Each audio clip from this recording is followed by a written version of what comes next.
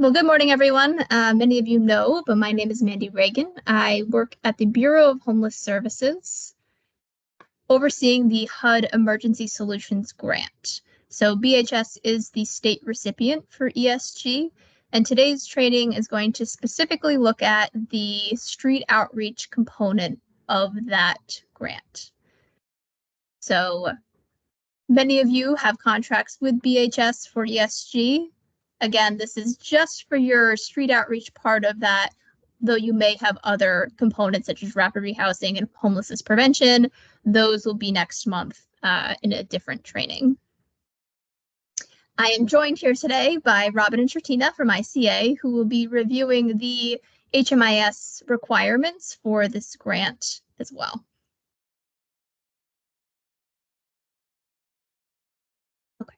I just wanted to say hello with my camera on. I am going to switch my camera off so my screen doesn't freeze, but I'm still here. Also know that I'm really bad about going back and forth with the chat. So as soon as I close out the PowerPoint presentation at the end, I will be reviewing the chat and answering any questions. So by all means, put any questions you have in the chat. And I think we'll kick it off by having everyone put their name and their role in the chat for the attendance. Okay.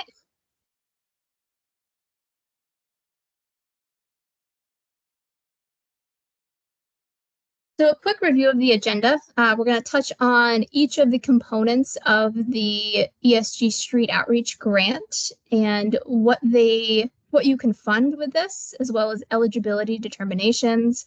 We're going to touch on outcome measurements, HMIS expectations and workflow, and finish up with reporting.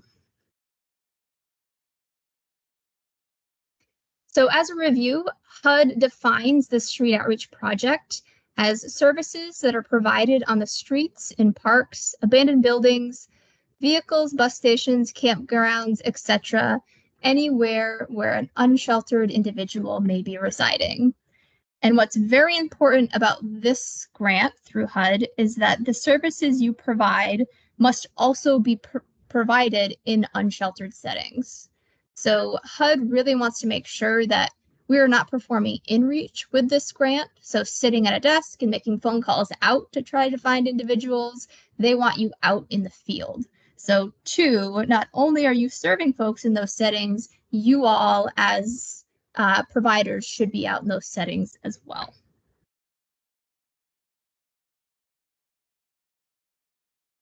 Part of the requirements through HUD is that we have written standards as well as individual policies and procedures that outline how we are, how we are meeting the requirements through HUD for the ESG grant.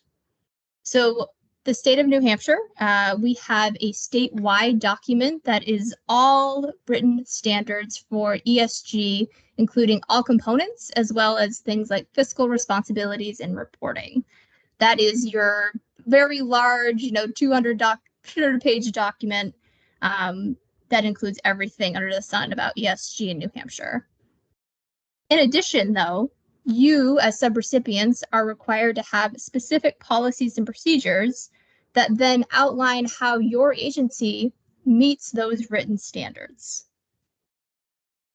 We at BHS have provided all of you a template for those policies and procedures that includes all of the required elements from HUD that you then just have to fill in and say, this is how our agency conducts eligibility and determinations and all of those pieces.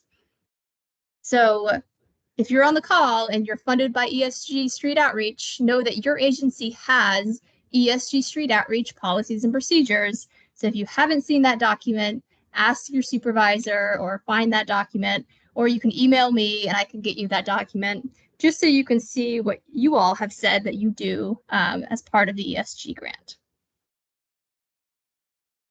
So these bullets are a few examples of what HUD requires of us, and we're going to go through these in more depth in the following slides.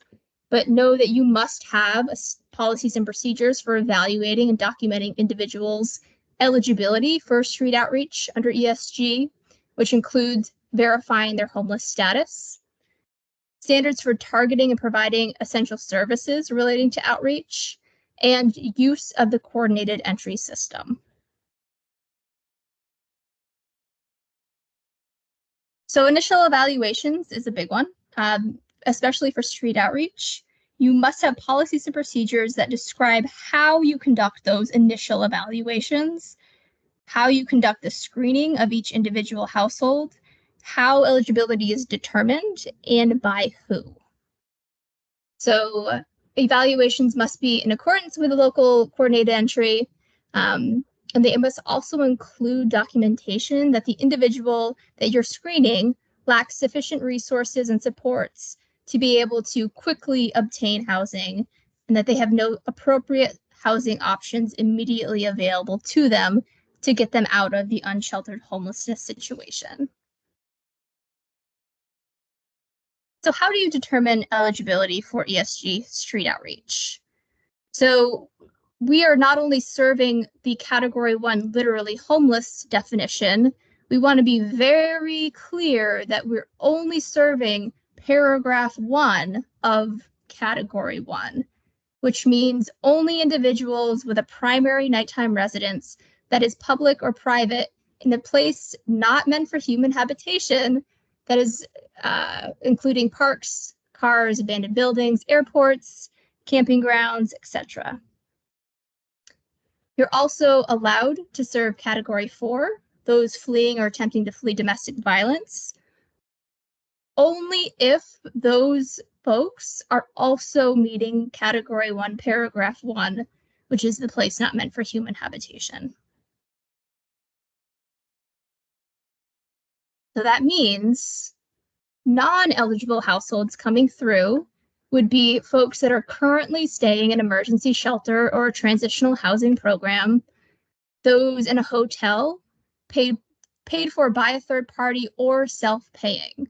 So again, very important to know that it doesn't matter the type or how long they've been in some of these settings. If they're in a sheltered environment, they are not eligible for street outreach enrollment. Those who are in institutions such as hospitals, jails, prisons, rehabs, and anyone who is at risk of homelessness, who may be doubled up, couch surfing, at risk of eviction, etc. So I know this is a popular topic with street outreach, because what about those who are going in and out of shelters or in and out of institutions? And know that HUD is very much aware of that. So our goal with street outreach is to create meaningful relationships. And we know that street outreach is essential in moving folks from that literal homelessness on the streets into temporary housing, such as shelters or permanent housing. With that, they understand there are instances when outreach may need to temporarily continue that client relationship after they've gone into a sheltered setting. So you can continue your street outreach case management when you enroll someone who is currently unsheltered at the time of your enrollment, who has then gone into a sheltered setting, such as a shelter, institution, and it would be reasonably expected that that individual will end up back outside or in another place that is not meant for human habitation upon exit of that sheltered setting. And really, that is meant to be very short term. So if they're going to be in that setting for 60 days, 90 days, a year, that would be a street outreach exit to that program. But if they're an individual that is going in and out, bouncing around from shelter to shelter or shelter to unsheltered into institutions, you can keep them enrolled in your street outreach project and continue to provide services. Just be very careful that you're not providing duplicate services. So you're going to want to be aware of those individuals that are in sheltered settings, connect with their service provider about what services are being offered to them, and work together on what makes sense for each of you to provide to that individual. HUD does acknowledge that that may mean that that individual is open in 2 projects at once. So in terms of documenting that eligibility, how do you document someone who is literally homeless, unsheltered? We want to make sure that we're providing third-party documentation as much as possible, as that is HUD's preference. Fortunately for you all as outreach providers, you can provide that written observation. So if you're going out in the field, you are noticing where folks are living, you're going to want to describe that. And we're going to get into some of the current living situation and initial intake documentation later in the presentation. But just keep that in the back of your mind that we don't just want to document that they're unsheltered. We really want a description of where that individual is. Are they in a tent? Are they in a vehicle? It doesn't have to be an address, but it has to describe the type of unsheltered homelessness that the individual is in. Could be a written referral by another housing or service provider, such as the police department, mobile healthcare clinicians, others that are out in the field, verifying the unsheltered status for that individual, or a printed record from an HMIS, maybe from another outreach project or another type of housing program that can verify that that individual is experiencing unsheltered homelessness. You can also have a self-certification from the individual reporting that they are experiencing unsheltered homelessness, and know that, especially for outreach, the lack of third-party documentation should never prevent you from serving that street outreach household. However, again, for street outreach, because you all can provide that, that really should be rare to have just a self-certification alone.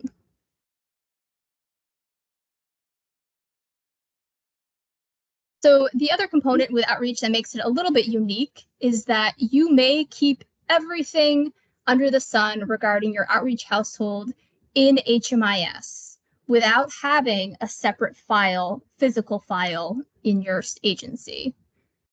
So importantly, though, we need the information to be in HMIS. Think of HMIS then as your client file for that individual. So we want to make sure that we're providing details in the notes, describing, again, where that individual is currently residing. And so long as those details, your services, where they are, their contact information is there, then you can maintain everything in HMIS without being required to have a separate file. So the overall goals of ESG outreach is housing, right? Maybe interim housing, ultimately permanent housing, but we want to make sure that we're using incentives or things like tarps and tents and hygiene bags as means to get to that goal. So we're not looking to simply alleviate the burden of living on the streets. We really want to use those as tools in our harm reduction and our ultimately permanent housing plans with individuals. So what can you pay for under the ESG outreach grant? Everything with street outreach is grouped under one bucket that is called essential services. When we, BHS, report outcomes to HUD, we report on the total of all essential services, but must track each activity within that essential service bucket separately. So over the next few slides, we're going to review each of these eligible activities, which again must all take place in non-facility-based care. So the first one is called engagement. So these are the activities to locate, identify, and build relationships with individuals experiencing unsheltered homelessness and engage them for the purposes of immediate support, intervention, and connection with homeless assistance programs or other housing programs. So this is really your initial contact with households. This also includes canvassing. So you may be out canvassing environments and not come across an individual experiencing homelessness, that's okay. That's included as part of the ESG outreach grant. Of course, those initial assessments of needs and eligibility. Oh my gosh. Any urgent physical needs, such as providing those tools that we just talked about, meals, blankets, clothes, tarps, tents, etc. And then providing any of your initial information and referrals to individuals, especially in those interim instances, maybe getting to emergency shelter, transitional housing, other supportive services, as you're building your rapport and those first few conversations. This also includes cell phone costs for you all as outreach workers, and that would be billed under the engagement of essential services. You also have financial assistance for households under the essential services engagement bucket. So these are items that would be specifically for addressing urgent physical needs. So clothing to participants, bottles of hand sanitizer. I won't go through all of them, but you see the list here. And know that outreach is pretty flexible when it comes to items of this nature. So if you find that you have a need for a household and you don't see it on this list, please reach out to me and let me know what that is. Many of the items on this list didn't exist before outreach providers in this state asked the question. So we are able to go ahead and say, is this an eligible expense because it is needed to address urgent physical needs? They say yay or nay. So again, it's always worth reaching out and asking the question. And then if so, we will add this to the list.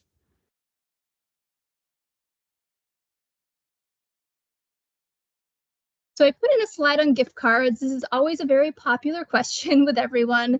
Can we purchase gift cards for our folks to purchase items that may be eligible?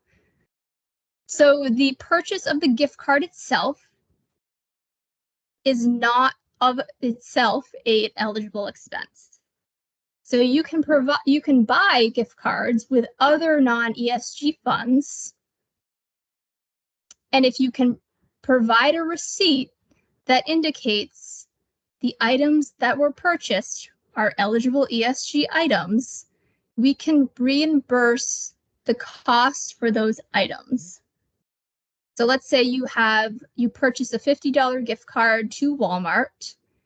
The individual purchases $37 worth of clothing. We can reimburse you on the $37, not the $50. So it's whatever on your receipt from that gift card. So bulk gift cards through ESG are not allowed. We can't confirm that purchase. It must be linked to a household, and it must be only for the expenses eligible under the ESG grant.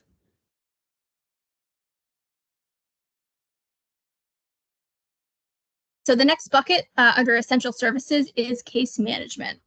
So this is moving us in, okay, you've had your rapport building, your trust building, those initial conversations, initial data collections. You're now at the point where they're ready to fully engage with you. You're working on a plan with them. You're, really in the meat of the mainstream resource referrals, helping them fill out applications. This would all go under case management.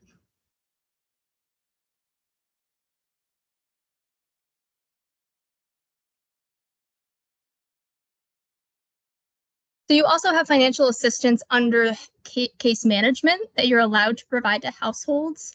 So this would really be cost for those primary documents, such as driver's licenses, social security cards, birth records. And in order to pay for those expenses, you must justify how those documents are necessary for that individual to obtain housing. So pretty simple, many of these are required for housing applications, but you just want to make sure you're documenting that somewhere. And HUD encourages you to use other funds in lieu of ESG for this purpose, but no, it is an eligible expense if you cannot find it through other agency resources.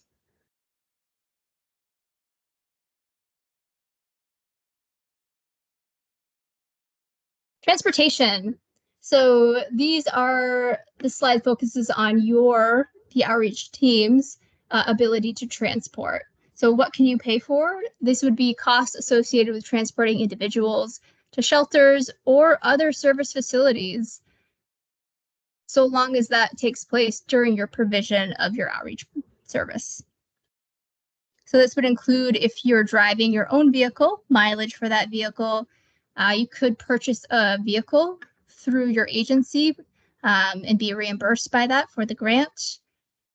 And then anything associated with maintenance of that vehicle or any travel costs, such as bus tickets to accompany or assist a program participant to use public transportation. Under financial assistance for households, under the transportation bucket, you can purchase bus passes and rideshare services for that individual. But unfortunately, know that you cannot pay for anything related to their own vehicle repairs or gas for their own vehicle. So public transportation only. If an individual owns a vehicle, you cannot touch that financially through the ESG grant. So special populations, you could, as a program, have a focus of a subpopulation. However, that subpopulation must be included here. So victim services, people living with HIV/AIDS, youth services, etc.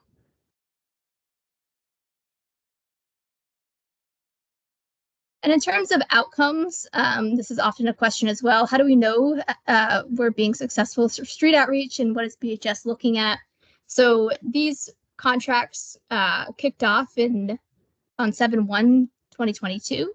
And at that time, we're really focused on getting folks identified, connected, and giving some flexibility in terms of quality of service versus stressful conditions that street outreach providers may not be able to meet due to factors outside of their control, such as permanent housing exits.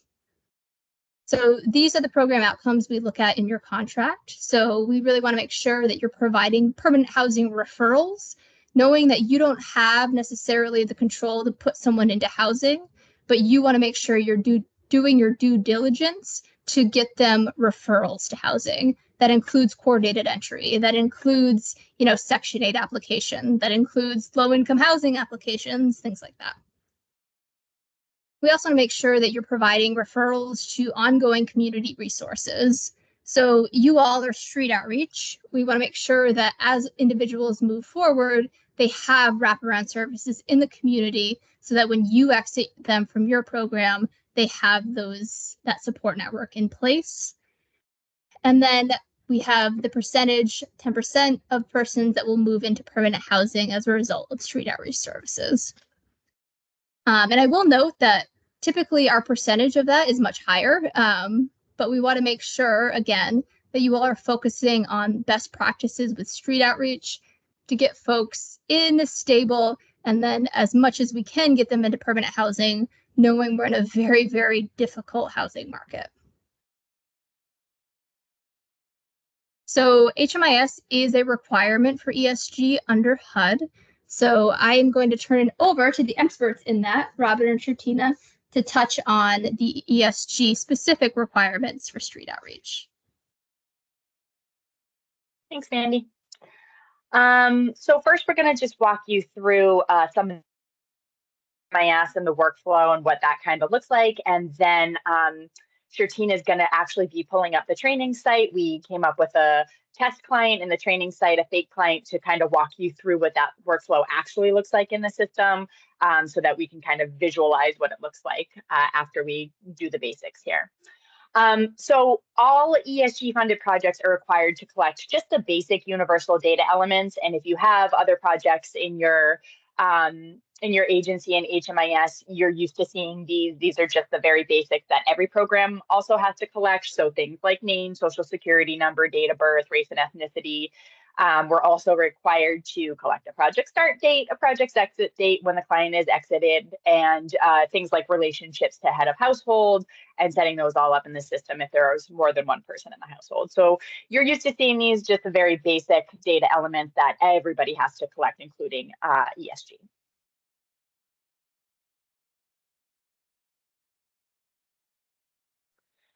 And so this is kind of a visual of the workflow. I actually stole this from HUD. It's their PATH workflow, but PATH and street outreach are quite similar in HMIS. The workflow is essentially the same. The differences are how they're funded, basically, and what kind of services they're required to provide. So I kind of stole the PATH one and made this for street outreach because I thought it was a really good visual, so you can kind of see what that workflow looks like. And we're going to go through each one of these steps a little bit more in depth as we go along. But basically, you have that project start date and you're recording your contacts with the clients. Once you have a project start date, you're completing those universal data elements that we just saw in the last slide. And then you're trying to engage that client and build that relationship with them. Once you've been able to do that, and you enroll the client into the street outreach project, you have your ESG funded services and referrals, as Mandy was talking about before.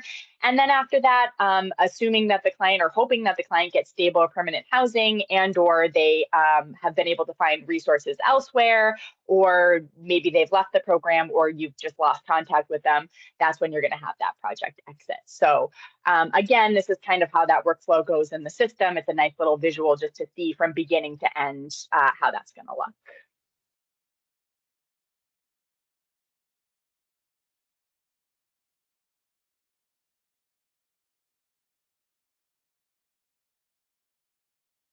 So initial contact. So street outreach projects may create a record with very limited information. This is kind of like odd for people to hear sometimes because they're used to having to put in as much data in HMIS as you can get, like filling out their name, their race, their date of birth, all of those things immediately.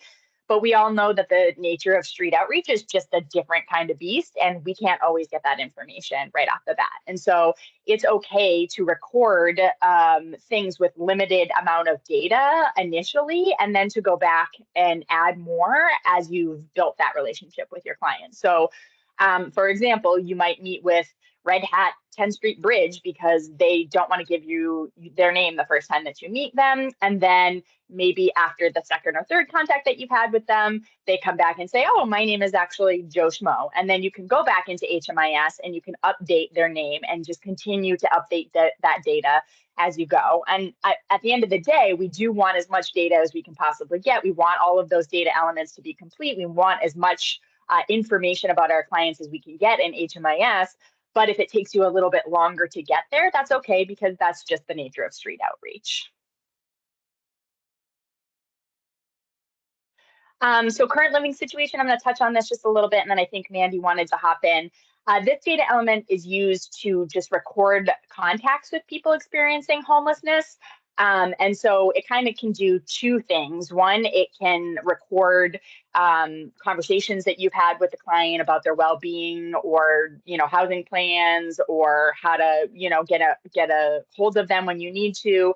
But it can also serve to help record how many contacts you've had with that client in order to see, well, it took me 2 or 3 times to contact this client before I was able to engage them in the project. So it's kind of nice because it gives you more information about the client, but it also serves as kind of like a timeline on how long it took you to actually engage the client in your program.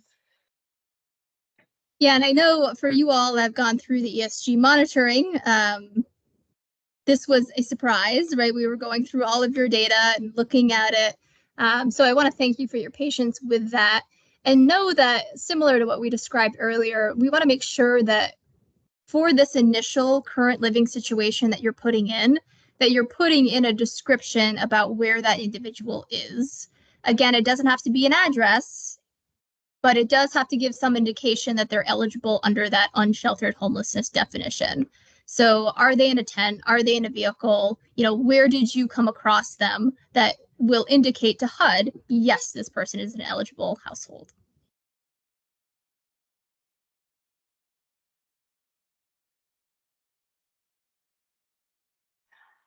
So just a little bit more on the current living situation. Like Mandy said, record the date and location of your interaction with the client. The first current living situation with the client will occur at the same point as the project start date. So that's kind of an important thing, that they go hand in hand. The second that you're putting that client into the project, you also want to make sure you go ahead and immediately record a current living situation. And then every single time you have a contact with that client thereafter, you want to make sure that you're putting in a current living situation for that as well. And then we will show you this in HMIS too, but there's other things that you can put in, such as notes. You can upload files in HMIS. So there are other ways to pack all of that data information in, but for street outreach, ESG street outreach, we definitely need to make sure that at the bare minimum, we're putting in those current living situations every single time we're having contact with the client, especially that first contact. And those attachments that she mentioned could be a good place if you get a referral from a police officer or a police officer social worker that indicates someone is unsheltered and you get a letter. You can upload that right into HMIS. That way everything is put together in one central place.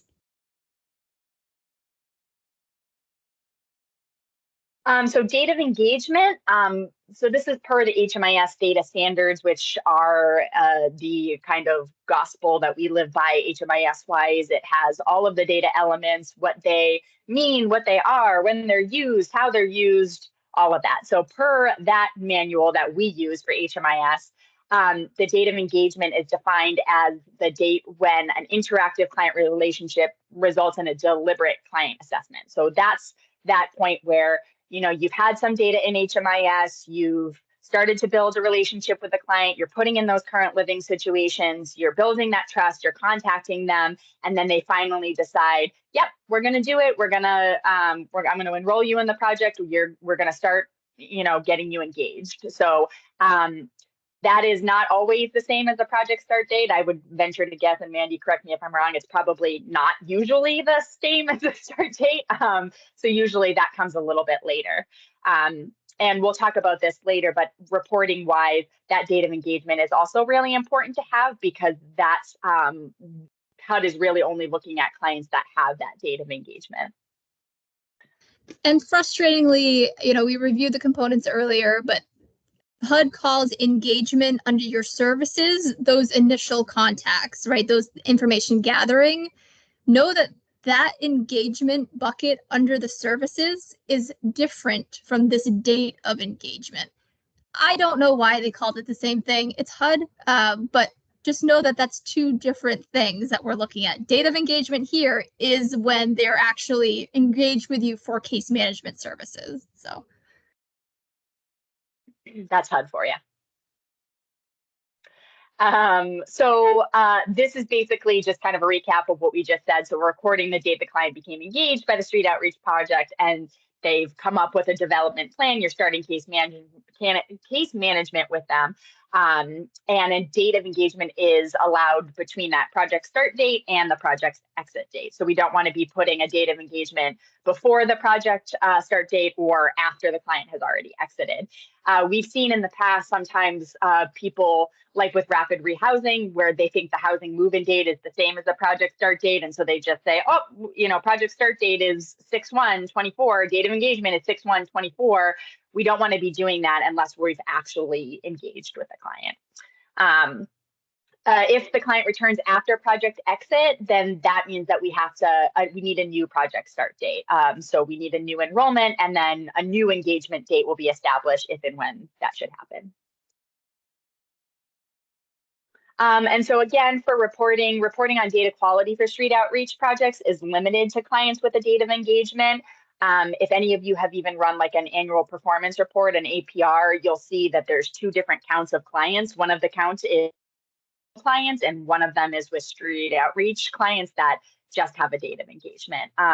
Only because, again, all of that data before you're engaging the client can sometimes not be so great because we don't have all of the information. And so for HUD, it's sort of like you've got that date of engagement, and now we know that data quality is going to be a little bit better because you're actually actively working with that client. So all universal data elements, program-specific data should be reviewed for completeness and accuracy. When you have that date of engagement, that's when you really want to make sure that you have as much data as you can possibly have, and that it's as complete and correct as it can possibly get at that point. So some new services we added to your projects. Mandy's going to talk a little bit more about this in the next 2 slides, but you will see them added now. Engagement and urgent physical needs, case management, and transportation. Those have all been added, so you'll see them in your projects now. And then we have a couple of different drop downs as far as how you're using your ESG funding that you can also record in HMIS. So Mandy's going to talk about these.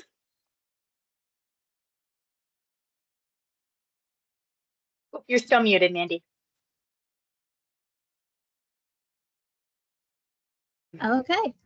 Some of you, or many of you, have noticed that you suddenly have new services under your street outreach.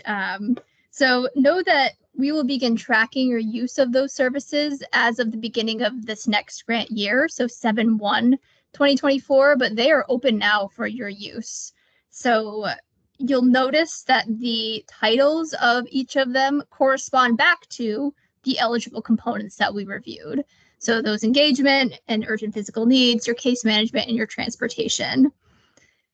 So there are a couple more components, which are the emergency mental health and the emergency health. Those specifically must have HUD approval before we use them, though. So we did not include them as a service for everyone. If your individual agency has that need in your community, please reach out to me. We will review it. We will get HUD approval, and then we can add that service to your grant specifically. But these, for now, as a whole ESG street outreach group, are the ones that we will be tracking. I will also provide you with a kind of a cheat sheet of, what services go under each bucket, so you have a quick reference in order to kind of navigate this new system that we've created here. And also know that these are for your individual household services. So this is not going to perfectly match the invoice that you submit. There are going to be things like you all have canvassed and you didn't come across an individual experiencing homelessness. So you're not going to have an HMIS household service under that. That's just going to be in your tracking as part of the grant. Fringe, salary, things like that won't be tracked in HMIS. We are going to track that separately. So that will be submitted as part of your invoice. Just know that your services will be tracked through HMIS.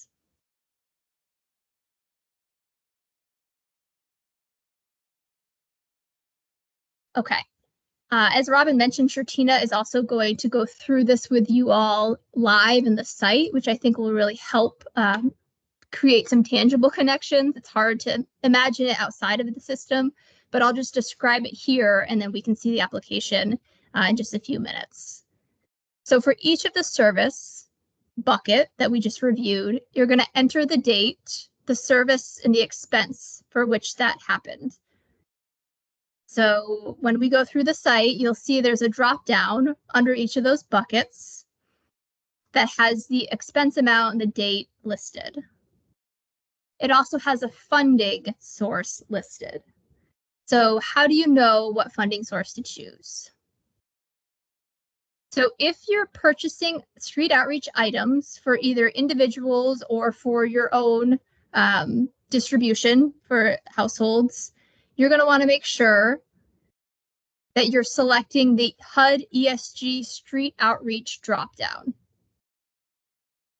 So this specifically is for individuals that you're serving, that you come across, let's say, and you purchase a tent for that individual that day as you're providing the service. You then submit the invoice, and the invoice would match to that individual that you've purchased that item for. So this would be outreach supplies to an individual household that you are then wanting to be reimbursed for. If your agency, instead of buying things individually throughout the grant period for households, you want to buy bulk items at once, you can do that so long as those bulk outreach items will only be distributed to outreach eligible households that you're serving throughout the year. You're going to want to then document each item when it was distributed. And because you're then not being reimbursed each time you distribute that item, you will already have been reimbursed up front. You're going to want to choose do not charge in the drop down of HMIS. And the last option is if you're receiving donated items or supplies that you're then distributing to ESG households. So you are not charging the grant for those services or supplies. You're going to want to choose no funding in the HMIS category. And what's important about this category is that this can be used to track your match. So we have a whole bunch of reports in the service under the services reporting page. But right now, we want you to focus on just getting data into these services. And at a future training, we're going to go through some of the reports you can pull. But we want to make sure when you pull those reports, you actually have data in there to be able to see.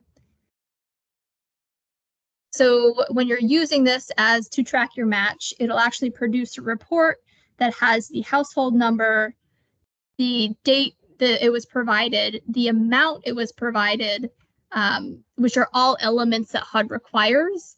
And I know many of you have like spreadsheets and you're tracking them at an agency level, but this will not only streamline it for us to be able to quickly pull that report when things like surprise monitorings pop up, but it also helps because others can then see what has already been provided to that household, so to decrease duplication or any confusion around what has been distributed.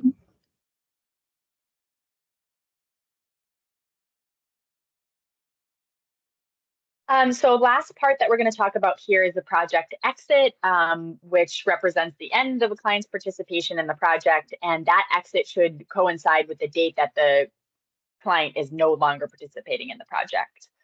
I think we have one more slide that goes into this a little bit further. Yeah, so reasons for exit can include that the client has entered another project type, otherwise found housing, or entered into something like a hospital or a jail. The client is engaged with another outreach worker or project. The client is deceased. Or it could be that the outreach worker has been unable to locate the client for a period of time. And I don't know, Mandy, if you want to hop in here. Usually the period of time is 90 days. I don't know if I think that's the case. Okay, perfect. So yep, 90 days. If you haven't been able to contact that client, if you have lost all contact with them completely after 90 days, then the client has to be exited from the project. And in that case, once you're doing their exit destination, and we kind of give this advice for all projects, not just street outreach, you want to use no exit interview completed. Because if you use something like data not collected, HUD kind of looks at that as like you didn't try to get the data that the client exited, whereas doing no exit interview completed tells them that no, you probably more likely lost contact with the client rather than you just didn't try to get that data. So we kind of use that as for all projects. If you lose contact with your clients, make sure you're using that choice instead. Possibility that a client may not be seen again is not a reason to exit a client from the project, and the project exit should only be recorded once the participation has actually ended. So again, you know, street outreach is kind of the nature of the beast. We may see those clients again, we may not. We don't want to be exiting clients until we know for sure it's been that 90 days or this client has moved on in some other way. That's when you want to be doing that project exit. So street outreach outcomes, system performance measures is probably a term that everyone's heard at this point right now. Those are a set of HMIS reports that we at ICA are responsible to sending to HUD. And what they do, COCs understand how their system is functioning as a whole, and help determine whether you're doing the right combination of the strategies and the resources, and gauging progress to see like where are COCs at in their goal towards ending homelessness. So again, the street outreach, nature of street outreach makes it difficult for data collection, and it takes time and it takes trust. But the more that our data is correct and complete, just like with any project, right, the more that's going to reflect in the reports that we're sending to HUD, and we're making sure that we have like an accurate picture of what's going on in our COCs. So even with system performance measures or any other reporting that we send to HUD, having that data complete and correct is super important. So when Shirtina pulls up the system, we're also going to take a look at the outreach module. This is a new cool feature that we have in our Clarity system that we did not have in our old system. And it's hasn't really started to be used yet. We have done some preliminary research with some of our outreach workers who have kind of tested it out and given us their feedback on it. But what it really does is it provides a place in one central location for all HMIS users to kind of do things like draw encampments and assign them to specific areas. You can view those encampments, you can filter by different map views, you can add client locations to the maps, you can track intervention efforts. So it's kind of a really cool tool to use for our outreach workers that gives you a visual of where people are, where they're moving, and it also allows you to work with other outreach workers within your community to really know where people are at and what their needs are. So that in conjunction with all of the HMIS workflow that we've already talked about up until now, you're really getting a lot of data. You're getting that full picture of where the clients are, where they're going, what their needs are, so that we can, ultimately work towards that goal of getting them housed. So again, Shirtina is going to show that along with the workflow once we pull up HMIS. And then I think Mandy's just going to roll through these last couple of slides here, and then we'll have Shirtina pull up the system, and we'll show you what that looks like. Okay. Yeah, only a couple more slides. One being reporting. So fortunately for you all that had ESG CV, we were on quarterly reports to HUD. Fortunately for annual, we are just once a year. So that must be submitted within 90 days of the end of our operating year. So our operating year here in New Hampshire used to be the end of the year, 12/31. We have now switched to 6/30 to align better with our fiscal year and all of that stuff. So the CAPER must be submitted to HUD by the end of September. Honestly, we'll probably have a deadline early in September just to make sure we can collect all the information from you all, get it all cleaned up, make sure we have our elements, and get it over to HUD. Know that each of your agencies has a designated contact for this report currently, but the process, what it looks like is I will reach out to that contact. I send through what's called Sage, which is the reporting platform we use for HUD, and they download a CSV file from HMIS and then upload that into Sage. They submit it, and that is the annual report.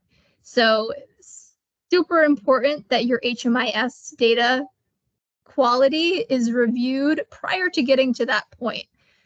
Sage does have an option to test it out. That way, before you submit it to HUD, you can see where the data errors. But really, over the next few months, I think you'll see from us at VHS encouragement to do that throughout the year. Instead of just waiting for the reporting period to go back through and clean up your data, really making that part of your process and part of your grant to just be aware of all of those elements. It's a lot less work, and it's just better data quality overall.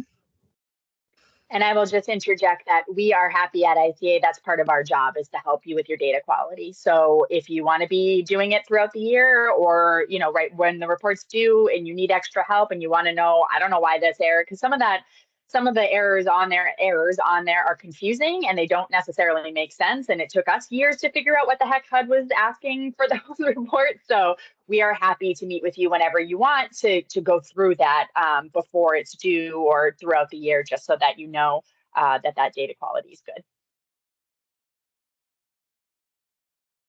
And then lastly, I know we went over some of the new services that had fiscal components. So we are having a separate kickoff meeting with our new finance team that will be specifically targeted to your finance departments. But I will also include you all if you want to come and just hear about it or just talk to your finance people.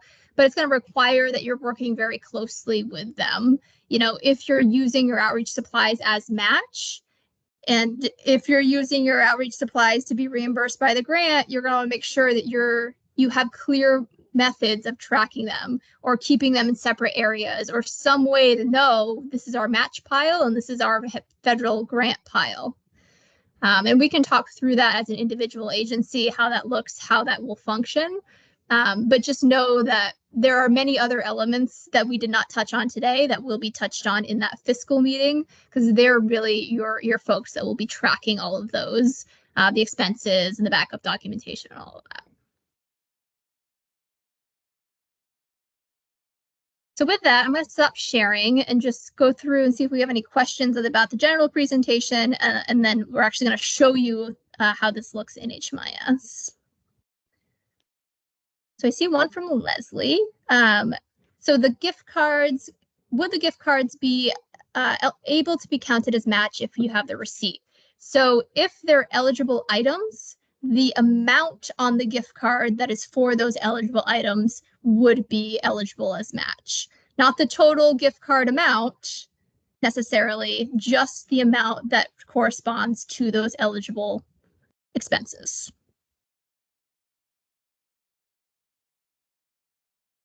And then exit, how often can a person exit and be re-enrolled?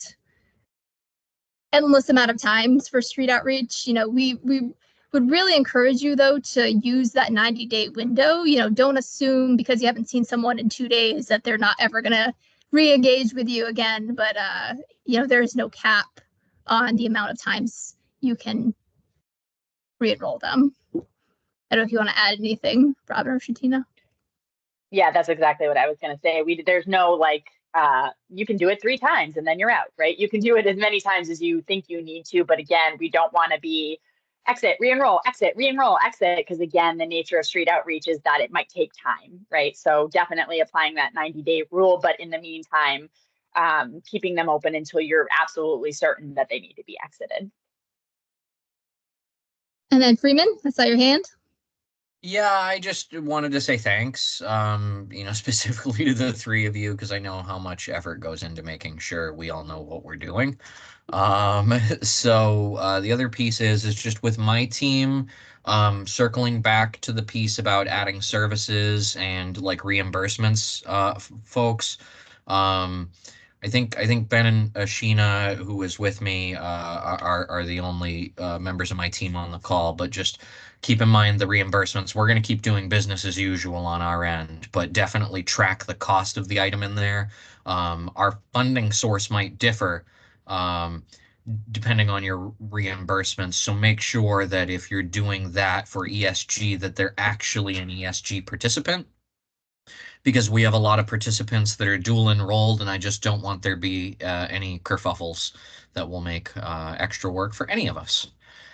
That's it.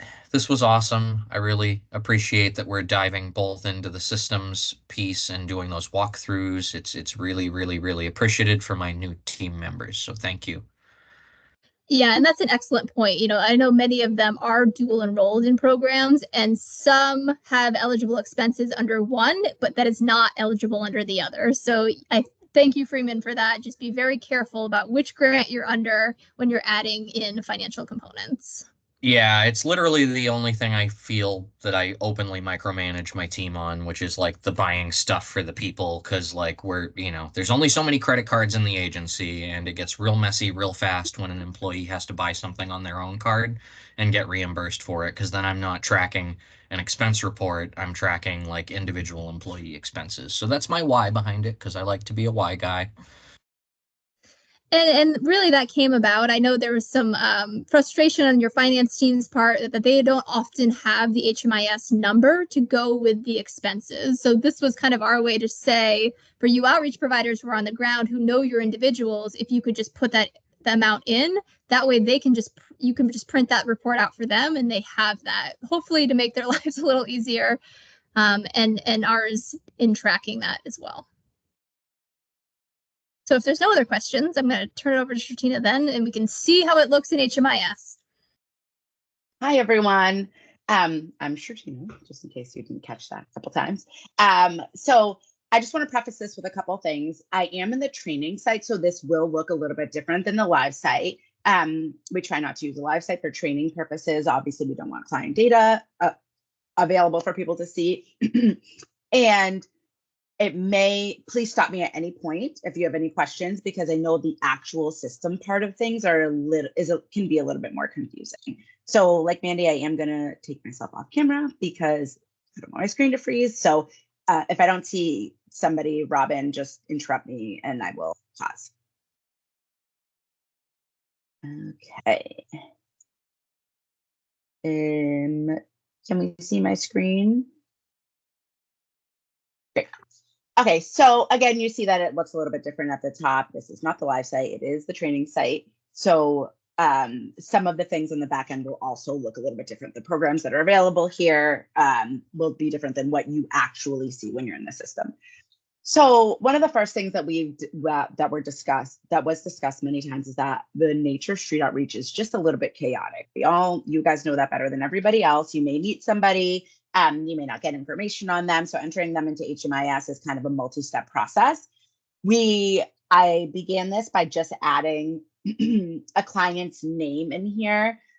The first step will always be searching for your client, but if you don't have their name, you obviously cannot search. So if you do eventually get their information and the client's already in HMIS, you are free, and we encourage you to send an email to the help desk, and we can merge those two client IDs once you have the client's information. So for example, you first meet somebody you don't know, they aren't interested in giving you any information. You know them as Purple Jacket Main Street. They're on Main Street. This is their identifying information for you. This is all that they're willing to give you as you're building your report. It's okay in street outreach to just start that way. And these questions, like Robin had mentioned, to put client prefers not to answer instead of data not collected, because on our end and anybody else's end that is looking at this, we know that you've made an attempt at least to collect this information. When you do data not collected, the impression is there that you didn't make the attempt at all to get it. So we do kind of anticipate, and HUD anticipates, that some of this is not here initially. We want to make sure whatever we have is there, we save it, and then we enroll them into our program. So again, this looks different. So we don't expect this to look exactly the same in the lives. You do the enrollment similar to what you do for other programs, but that start date, I'm going to go back a little bit because it may have been the first time you had contact with this client. You've met them on Main Street, that's why they have this name, and you enroll them with that project start date as that first meeting time. The date of engagement is, as explained, the date that they start intentionally engaging. So often these dates are not the same. And then you just complete this information as you would any other program for the enrollment. So I'm just going to put some information here, and so that we can, yes. You might not have some of this information either. So I am putting just something in here for the sake of the training, but you may not have any of this. And again, put client prefers not to answer, or client you may not know. So let's just put some notes here. that we can display going back and collecting this information. And these are required data elements, so you can't leave them blank, but you can, Right. as you see, your team is putting in an answer. It won't let you leave it blank. So you do have to put in something as a placeholder until you can find that data. Right. These two questions you obviously can answer based on where you are meeting with this client. So I'm not from the Concord area, but we'll just put something in there. Again, so this information may not be complete at the time of enrollment. And I just want to stress that street outreach is the only program type where you can leave those things blank and go back and fix the enrollment in the profile. All other program types, that's not suggested. Freeman, did you have a question? I just making sure I clarify so we're all marching in the right direction. So basically, if we're meeting with an individual out in the wild and they are willing to take gear from us, but they're not willing to engage in the sense that they want to allow us to collect personal info, we can kind of give them a nickname or description of the individual as a placeholder instead of a name, right? That's what I'm hearing here. Okay, Correct. just really making sure I understand. I don't want to screw up and make it harder for you guys. No, I appreciate the question because this is something, it is different. Street outreach is very different than other program types. And I think that that's a great clarifying question because we do train with all other program types not to leave this information blank / incorrect. You try to get as much of it as you can. Street outreach is the only program type where we, HUD and us, are a little more flexible with how this data gets entered over time. And that's a great example too of the services that we were just talking about. So regardless of the name, it doesn't have to be a formal name, right? It could be Purple Jacket Main Street. You still can see here that you have those services. So what you were just talking about, Freeman, would go under that engagement, urgent physical needs bucket, which we'll get into. But I don't know. Purple Jacket Main Street sounds like a band name that you could do worse. Maybe they want to keep that name after the fact. That's fun. So something that we mentioned multiple times is this current living situation. This needs to be done the first time you meet the client and every time you have a conversation, every time you have a contact with them.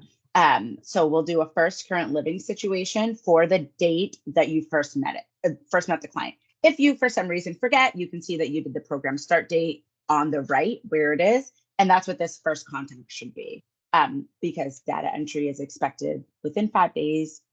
But sometimes that doesn't happen. So as Mandy had mentioned, we want to keep notes, description of the location that the client is staying and as much detail as you can provide here, the better. So let's see, client is living in vehicle, Walmart parking lot, for example. So we save and we close that. And again, as time goes on, you will have many current living situations for this client, and you can see them all down here. We also wanted to, oh, go ahead, Mandy. Just a quick note that as you saw, Shirtina chose the place not meant for human habitation in the dropdown. Always, always, always for street outreach, that is what you're choosing, always, right? Because that's who's eligible. The description then says where they are, but always choose that one. So one of the things that we saw when we were running reports through this monitoring was that folks were confusing current living situation with prior living situation. So we were seeing folks coming in from at risk of homelessness or in emergency shelter. Remember this current living situation, unsheltered, place not meant for human habitation, always. That's a great point. So we've made a current living situation for the first time that we did give this client, did meet this client and we gave them something. So the next step that we have to make sure we complete is this provide services. This is something that people, that might be a little bit new for people. Mandy had discussed it a little bit for the funding source. We want to be able to keep track and how much the item costs with the correct funding source. So I'll go back to that April 1st date. That's the first date that I met them. and the expense date. So Mandy, hop in here with an example of what could be used here. So you but bought I'll a just put tent, $15. like a 40, Oh, great. a $15 sweatshirt then. Great. Any of the items that would be eligible. So the do not charge is if you did not, if you are not using the ESG street outreach funding source. And then you just put your note in here. So sweatshirt from Walmart. And then we submit. So this will, all of your services will be in this history tab. You can see here that it has like the amount that it was, a little note of what the item actually was. And every time that you provide a service, you just go back into the same tab and you keep adding every service that you've done. Again, this looks different than the live site because it is the training site. There in the live site, there are many other services for you to be able to choose from. But as you pick different dates, you'll have different, it will clear itself to show up again. So let's say that you meet up with this client again on the following Thursday. You're able to do the same thing and it will show up again. So let's do this. And this time you are not charging it. And you can submit it. You put a note. And again, it will show up in the history. So all of the services that you provided for a client will show up. And that's for either expense for an item or your services. So Right. in the example we gave earlier of, you're meeting Purple Hat on the street, maybe you gave them a backpack, you're going to want to make sure that you're including what you did with that individual in that note as well. So you charged for the backpack, but what did you talk to them about during that meeting? And oftentimes, right, you're not providing a physical item. So any of those services, I met with Purple Hat on Main Street, and we talked about shelters. You can still do the exact same process. You just would not fill out that expense section, and you could submit it that way. You're not required to fill it out. You just want to fill it out if you're providing a physical item that you're charging to the grant, or you're providing a donated item that you're using as match to the grant. Freeman, did you have a question? Yeah, as it pertains to this. So I'm just trying to, Ashina brought up a really good point. So we will often give gear to a partner organization to distribute. So ICA and Mandy, while I have all the people in the room, since we can do Purple Jacket Main Street, can I create a client and call it Navigating Recovery? That way I can track the service that way. Or I'm just using them as an example because they're a partner we work really closely with. So we have So to that we could. Whoops, we sorry. have to track the distribution of the item to eligible ESG households. So it's a little hard when you give that power to another agency. So you're going to have a way to track who is given those items, because HUD's going to want to see that those individuals are eligible for ESG. Yeah. It's easy to say, like, everybody's unsheltered, they obviously are eligible for ESG, but we have to show that maybe that individual is in the encampment for the day, they're actually housed, but they're staying with their friends for the day. We have to show that they're actually unsheltered and getting those items. So you can provide them to that agency, but you as the subrecipient must have a way to track who they're providing those items to. And then that would be what's entered into HMIS. So, okay. So so rather than creating like a mock client, we would just have to continue using. So like we have a tracking sheet that like a tent tracking sheet for, or if you will, that we use with agency partners. So as long as they put the person into the tracking sheet, we can on the back end go through and just enter them in manually is what it sounds like needs to happen.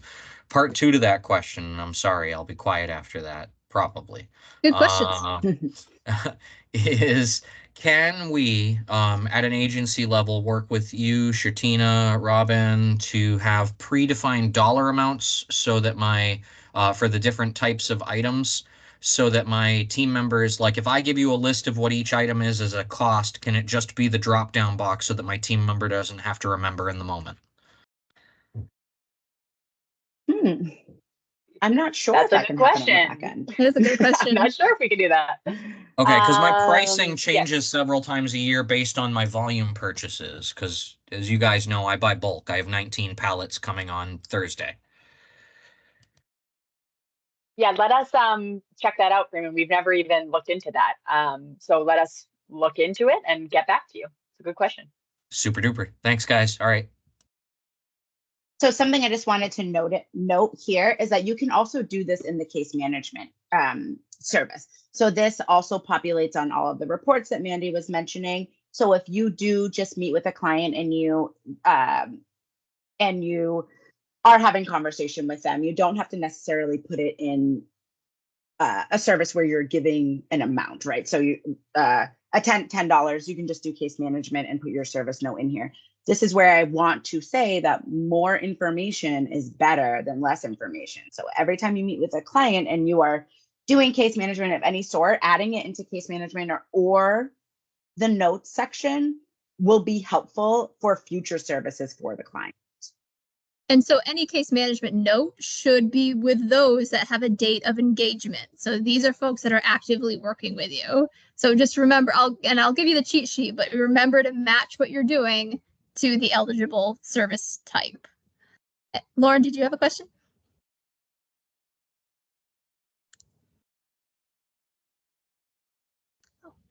You're unmuted, but I can't hear you.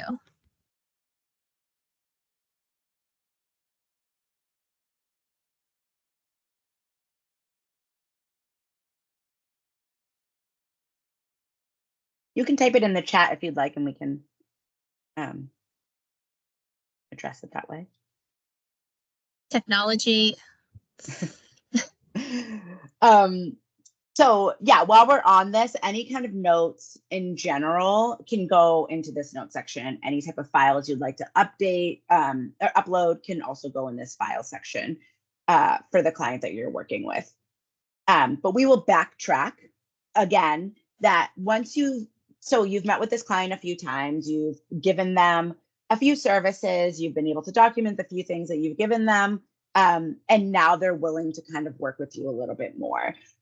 They are actively engaging with you and you're able to add that date of engagement, but be sure to update any information in the profile that the client is now willing to give to you. So you started working. Oh, sorry, Mandy, go ahead. One quick, like, how do you distinguish between a service and in those notes section? I think one example of what we've seen work really well is if there was an encounter with an individual who's maybe aggressive or there's a safety concern, that agencies could put that in a note. That way they have that separate instead of having to look through all the individual services to see what has happened with someone. Any pertinent information that you want to have very easily accessible that is not maybe broken out by those categories could go in those notes section.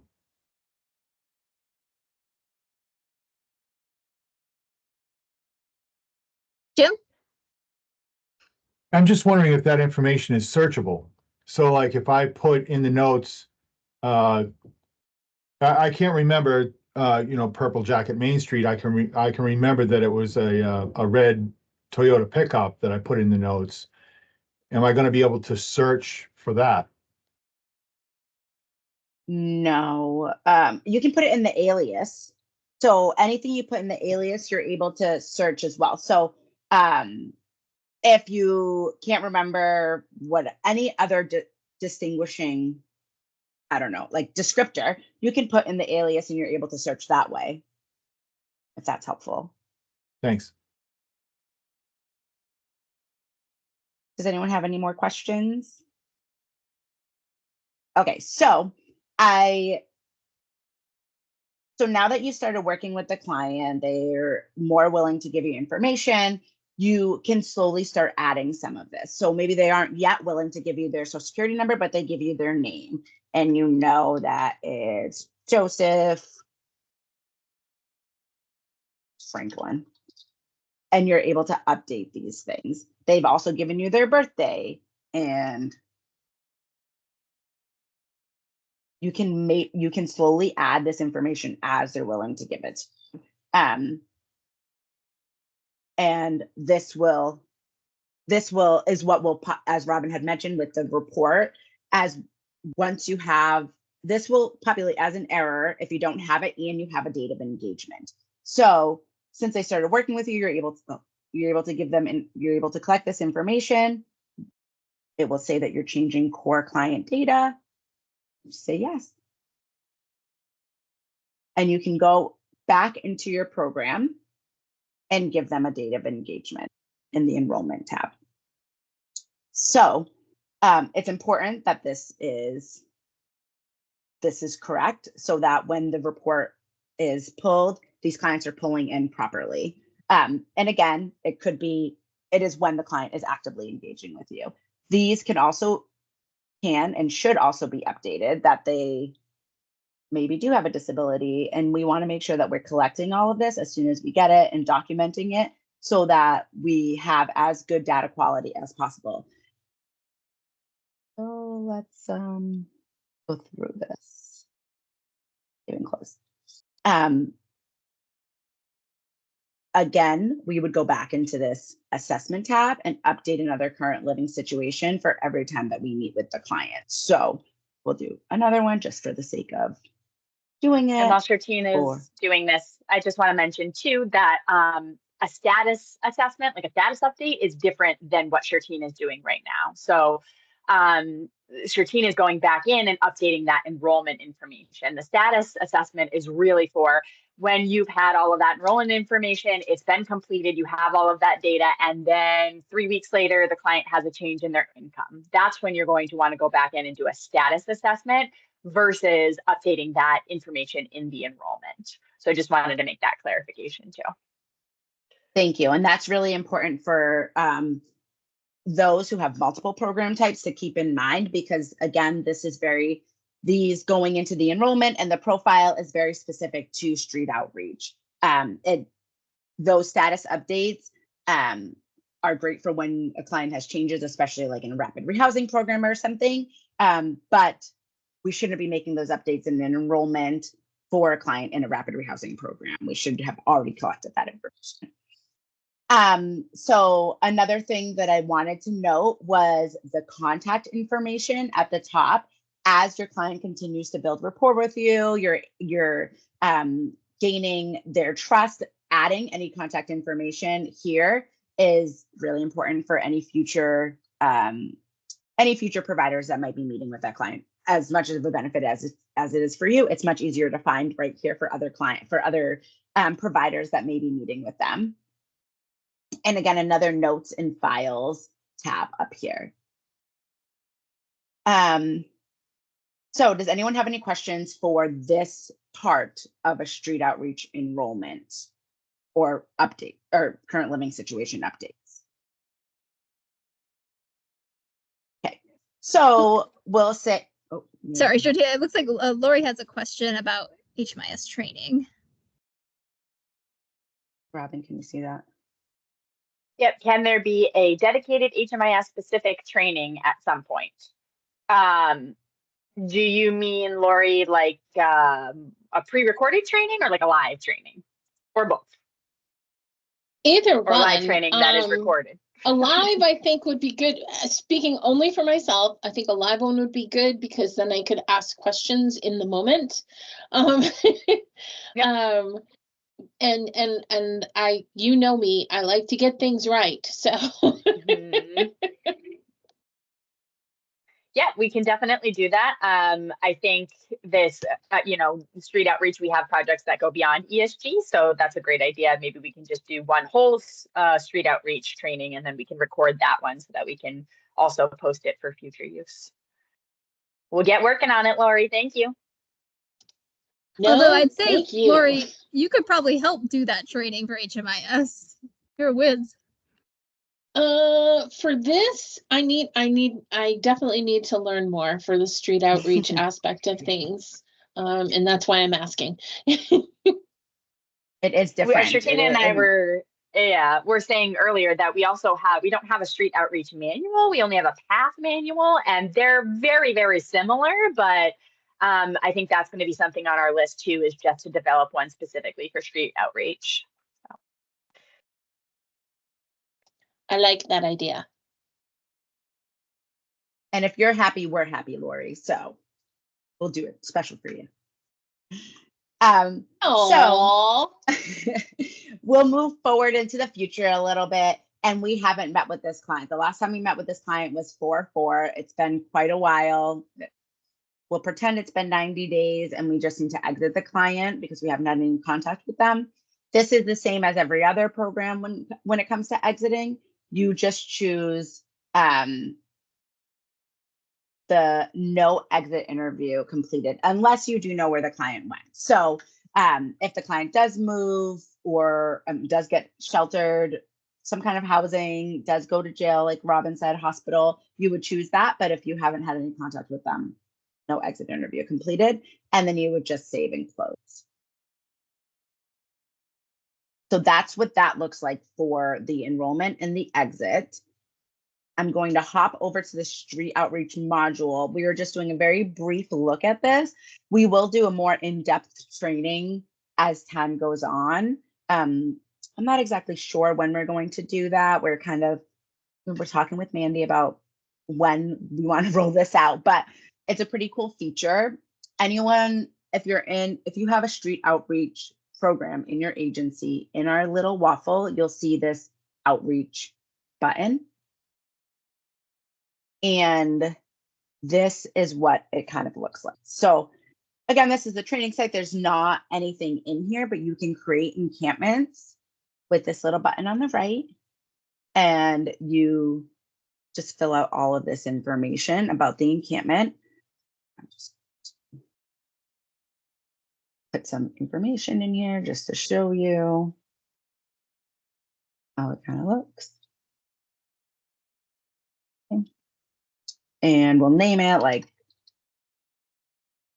this. It looks like we're going to do Pembroke Street encampment. You can write whatever information you want about it, and then you'll just add a new boundary. I just saw this street here, so we use a little box, and you can make where the encampment is. And check. Are you going to show up? Sorry, this is a little bit finicky, this part. Ay, caramba. Oh, sorry.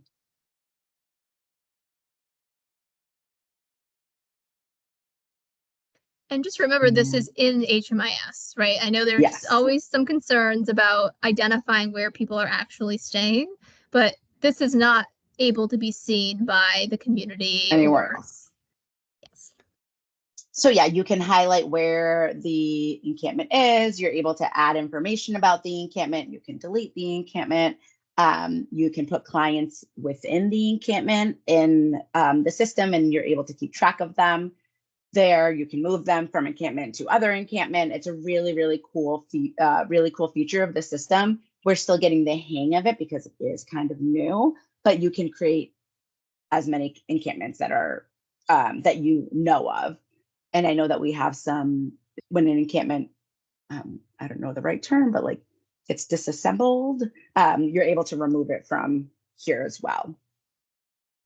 So we'll be doing a more in-depth and deep dive into the outreach module as time goes on, hopefully some point end of the summer's fall, and for agencies to begin using this. But it's just something we just wanted to highlight, show everybody something the system can do. And I see, Maureen, your question about what's the purpose of tracking encampments. And I want to stress that this would not be for tracking encampments. It really is to track services and, methods of approach that have taken place in encampments for coordination of care among providers. So you all know, again, we have pretty fluid data standards for street outreach. It could be purple hat on Main Street. So how do you know your purple hat is the same as my purple hat? So right.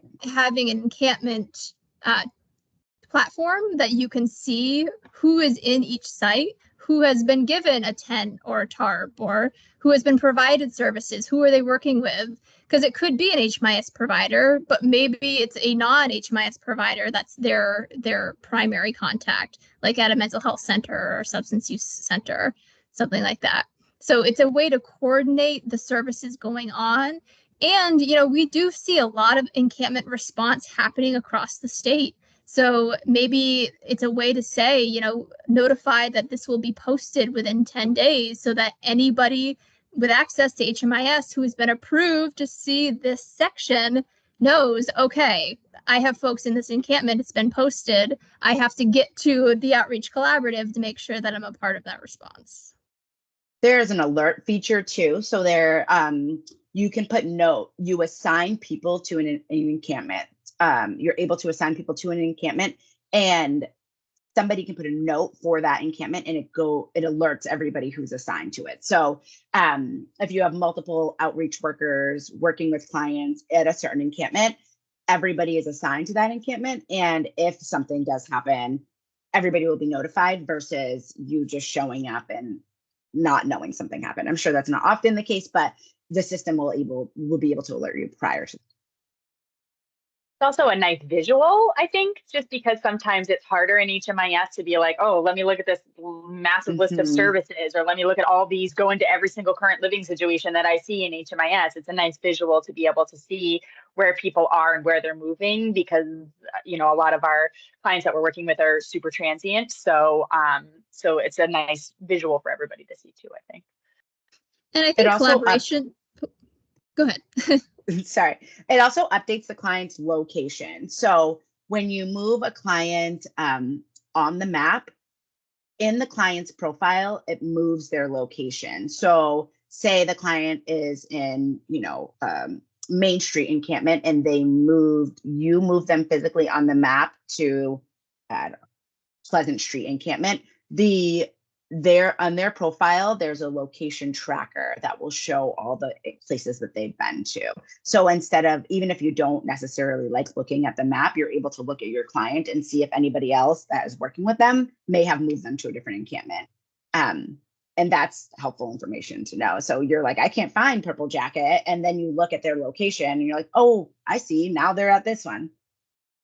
And I think coordination has gotten a lot better, but there are still examples of, in the morning, an outreach provider goes and has a conversation with someone about housing application. They fill it out, they go. And then later that afternoon, a different outreach worker comes in, does the exact same thing with that individual, right? All good intentions, but if we can decrease duplication, increase quality of care while knowing who is out there in encampments, I think it's only a positive. Freeman? So yeah, Ashina brought up a great point. The domestic violence, actively fleeing people, we would not list an encampment if somebody is listed as fleeing. So just outreach workers, be mindful. If a person identifies as fleeing, you should be checking HMIS, and if there is a location, we should be nixing that, because it could be a potential breach for that person's safety. And Heidi has a question, capacity to create a report that relates to the length of time homeless. SPM. Yeah, we have lots of reports that do that. Yeah. That's something everybody wants to know. When you said the encampment piece and when you move people, so I wondered if that was connected there somewhere. Yeah, it wouldn't come from the encampment piece necessarily. It would come from the data elements that we ask. But yeah, we have reports that do that. Is there a safety feature, second question, to the fleeing statement that Freeman had offered, in terms of if you check it, then the encampment box won't show up? I don't Not think that we so. know of. I don't think so. Okay. Well, and I really want to stress too that this is not open to everyone under the sun. This is very specific as to who can see this information, and those providers are held to a certain standard, right? You all have been through the training. You have taken the HMIS, the data quality and the data confidentiality and all of that. So know that this will not be shared and should not be shared anywhere else outside this platform. The same people that can see that information on the enrollment are going to see it in the map. So it's no different. Right. It's just a different piece of HMIS.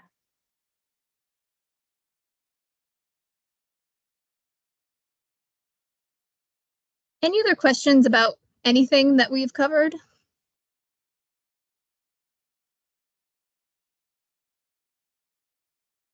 I know it's a lot of information.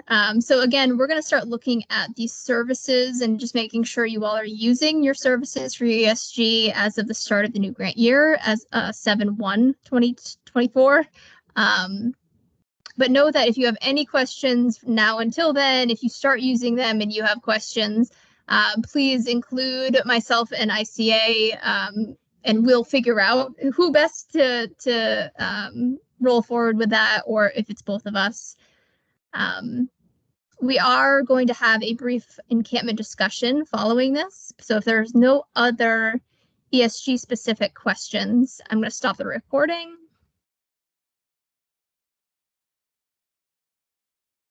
Always feel free to reach out to the help desk as well.